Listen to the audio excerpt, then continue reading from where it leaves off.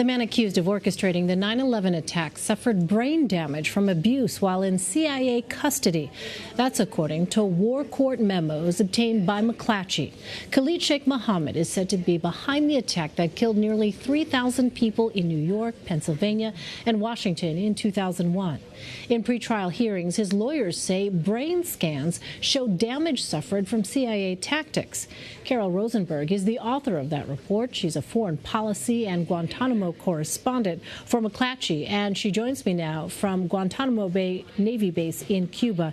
Carol, can you explain in more detail what exactly these war court memos revealed?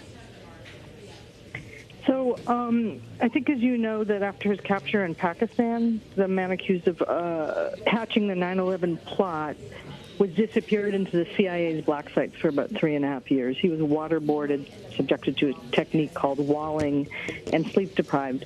And his lawyers got permission this year to have an MRI done of his brain. They gave very specific specs, very specific requirements for what they wanted the scan to take, and they got 25% back of sort of the protocols they requested. And they showed them to their experts, and their experts say there's damage inside the brain consistent with the kind of things that was done to him in the black sites, in the CIA secret prisons, where he was waterboarded, walled, sleep deprived. They say that, they're not conclusive, they're preliminary scans, and they're asking the court to order the military to keep, maintain, and operate a temporary MRI, a mobile MRI machine, and do a more complete scan.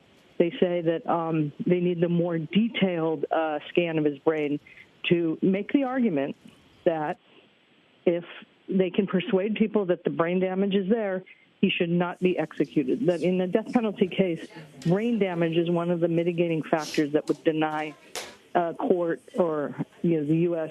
the ability to execute the man accused of plotting and carrying out and directing the 9/11 attacks. Well, so then what is next for the case? Are his lawyers seeking further testing?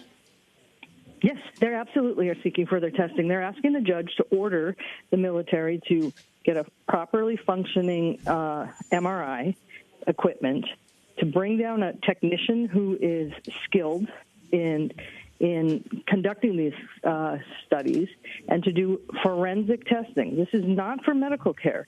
This is to look inside his brain and to consult experts who say they've already seen evidence of the damage, and they want a more comprehensive, sophisticated study of the brain in order to make that argument ultimately in court.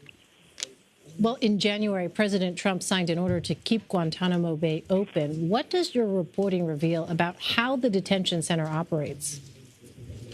The detention center today has 41 detainees, 10 of them charged with war crimes, and the rest held more like POWs, prisoners of war, in this war on terror, the forever war.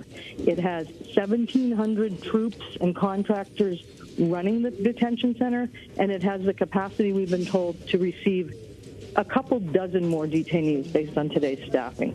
So what we're all waiting for is a memo due actually very soon from the Secretary of Defense to the President saying what could be the future use of Guantanamo, what should be the policy. President Obama sought to close it. He ordered its closure, and then he didn't succeed. President Trump, 90 days ago, declared the closure order moot. He said, Guantanamo is back open for business, and he asked Secretary Mattis to send him a memo about what else could be done here besides holding the 41 men and conducting these trials.